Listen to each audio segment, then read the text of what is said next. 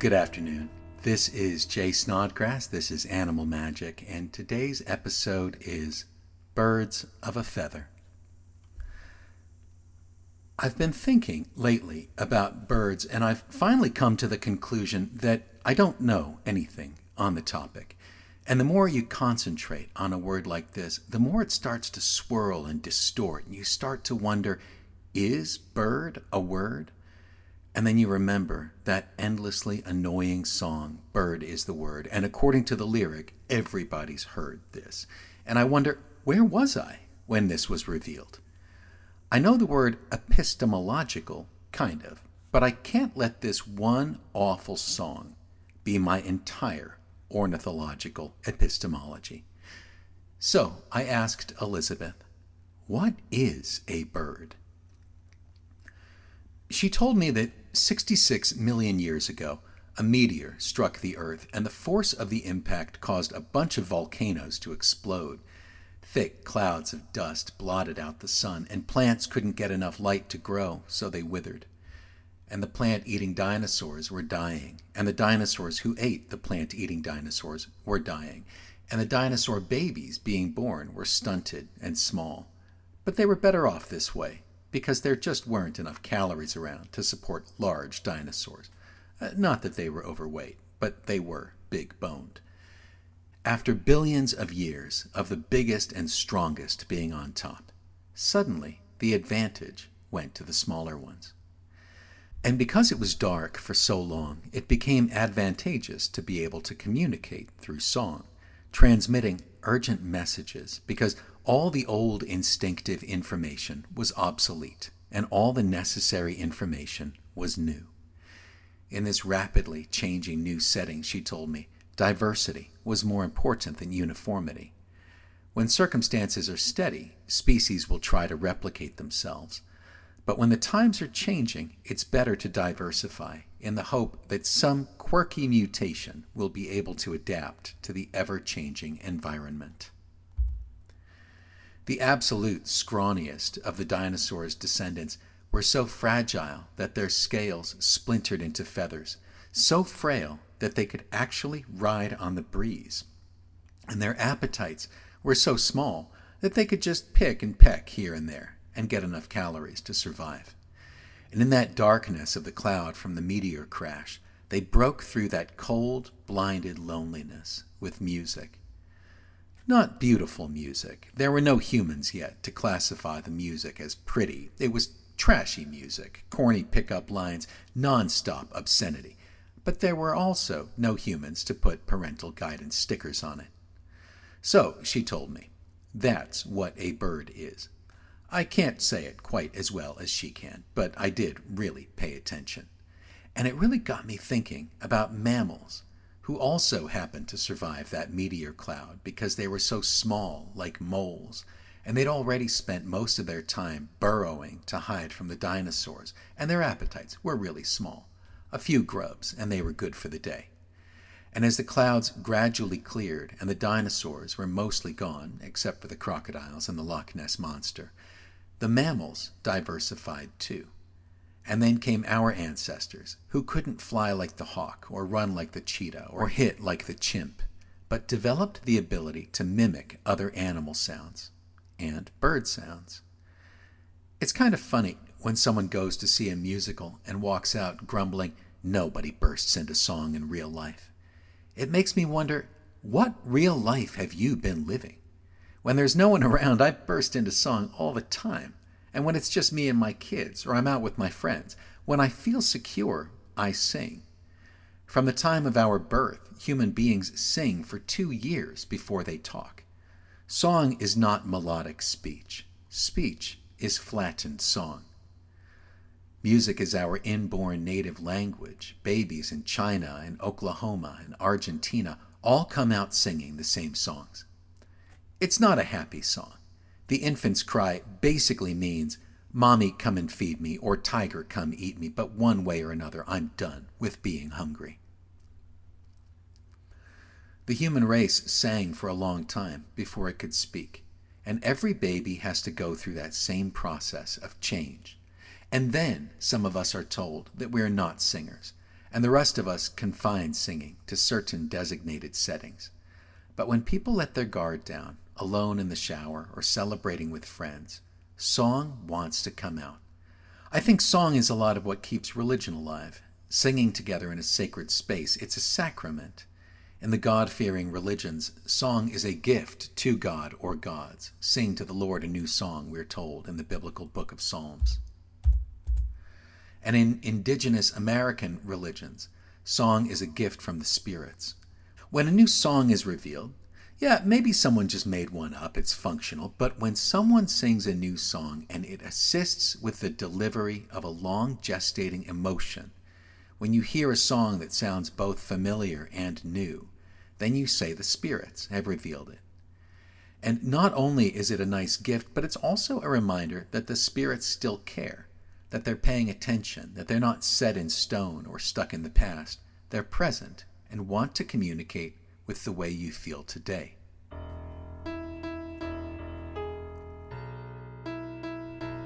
As I migrate around to speak at various religious gatherings, people say things to me. I have no idea who they think I am.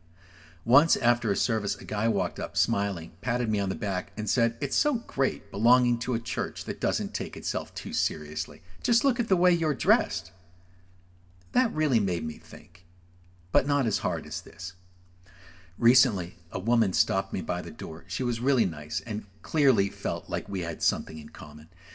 She told me of her pet parrot, whom she had for 40 years, and how, like the parrots of so many dirty jokes, he really did retain the worst words that she said. And she insisted that she used bad words very sparingly, and I told her it's all right, because birds in the wild only sing the most crass and vulgar things to each other. They have dirty minds by nature, and there must have been something special in her tone of voice that alerted this bird that such and such unmentionable word was the human equivalent of birdsong. Anyway, she told me that when her parrot passed away, she went and got a tattoo, the image of this parrot on her shoulder where he used to perch, so that in a way he could always be with her. And I was reminded that if I could ever afford a tattoo, it would be the albatross from the Rime of the Ancient Mariner hanging around my neck. I said that to my son Malcolm recently, and he said, "Dad, everybody says they're going to get the albatross from the Rime of the Ancient Mariner around their neck." And I think, really? I guess it's cool that people still hear about that. Then the woman told me of a time she was driving and a swooping seagull slammed into the windshield of the car in front of her, then bounced into the ditch. The car ahead kept going, but she pulled to the curb to cradle this poor creature in its last moments of life. However, after a few minutes unconscious, the bird in her arms blinked, craned its neck to look around, nodded that it was all right, and when she set it down, the seagull flapped its wings and took to the sky. This was quite something, but it did not prepare me for the next story she told me, and you'll never believe it, but this is not some composite. She is one very literal, singular historical figure who told me these stories last week. She said that once in her younger days she was working as a receptionist, and one morning there was a loud banging, clanging construction going on next door. As she went to close a window to block the sound, she saw pigeons leaving their nests in fear of the noise. And there were eggs. So she went, got the nests, and brought them back into her office, found a foam pad to protect them, set them down on her desk chair, and she sat on them. Then, after a long day of keeping the nests warm, when the builders stopped, she returned the nests to their perches, and the pigeon mothers returned to sit on them. The next day, she did it again, and kept this up through the full building project. Even her boss, who knew about it, took up some secretarial duties, fetching coffee and bringing papers around, so that she wouldn't have to keep getting up and leaving the nests. Finally, after this went on for a while, she really did hatch 4 nests of pigeons.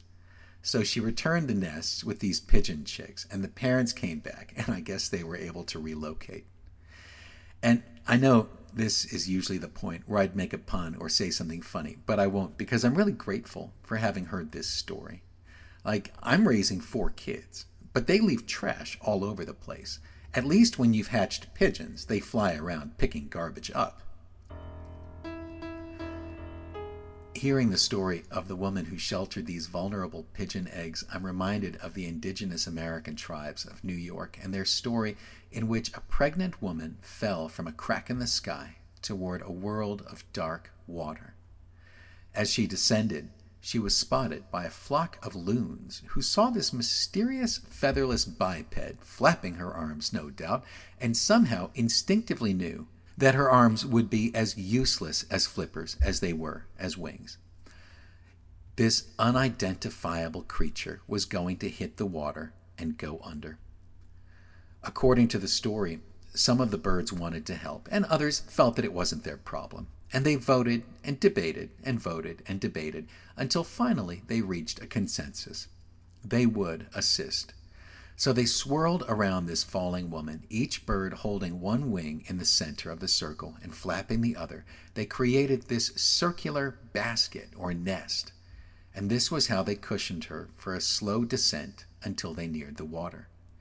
Then they called down, and a giant turtle rose from the depths, with its shell becoming an island for the Sky Woman to stand on. So there seems to be something about the human that feels a deep connection with our fine feathered friends. Or maybe it's a longing to feel like the birds can care about us. The question of whether birds can care about other bird species with different feathers led me to an interesting article from the Florida Museum called How Bird Flocks with Multiple Species Behave Like K-Pop Groups. Apparently, in forests, it's found that birds of different feathers will flock together. Some Amazon flocks contain up to 50 different species of similar but distinct birds. They stick together because different types have different strategies for finding food, so they're not really in competition. Some only eat insects that crawl on the top of a leaf, while others only eat insects that cling below a leaf, and others eat only insects on plant stalks and tree branches. So they can get along, like my brother and I, with a plate of chicken wings. I only eat the legs, and he only eats the wings, so we never have to fight over one. Maybe the eating of a dismembered bird isn't the best example, but for some reason it's the first one to come to mind. And in these mixed flocks, some species are good at looking out for predators and sounding the alarm, so everyone feels safer. The article title implies that they learned this from Korean pop bands, but I think the flocks probably came up with this first. It's just that ornithologists have to keep their research trendy if they want to get their message across to Floridian millennials. It takes all kinds to make a flock, and like the dinosaurs who became birds to survive extinction, we don't all need to be the biggest and strongest. Sometimes it's the ones who can fly lightest who make it through the darkest times. And like mixed flocks in forest canopies, we find we can coexist not just because of our commonalities, but also because of our differences. We don't need to be birds of a feather to flock well together. Thank you. This is Jay Snodgrass. This has been Animal Magic. And if you've enjoyed this, I hope you'll check out some of the other episodes. And yeah, we'll do this again soon. Bye.